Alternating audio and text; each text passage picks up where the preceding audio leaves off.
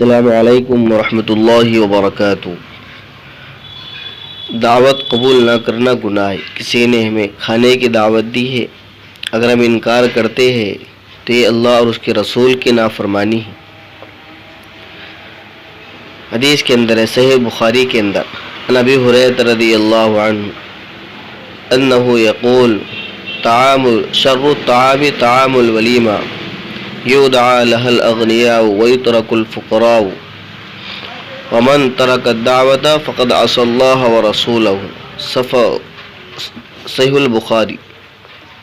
حضرت ابو ہریرہ رضی اللہ عنہ فرماتے ہیں، رسول اللہ صلی اللہ علیہ وسلم نے فرمایا، بدترین ولیمہ وہ ہے جس میں صرف مالداروں کو بلایا جائے اور غریبوں کو نہ بلایا جائے، یہ بدترین ولیمہ ہے۔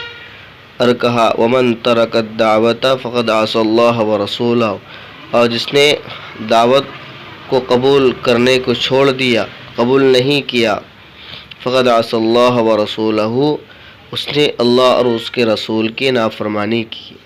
دعوت قبول نہ کرنا یہ بھی گناہ ہے، اور ولیمہ میں صرف مالداروں کو بلانا یہ بدترین ولیمہ ہے جس میں غریبوں کو نہ بلایا جائے۔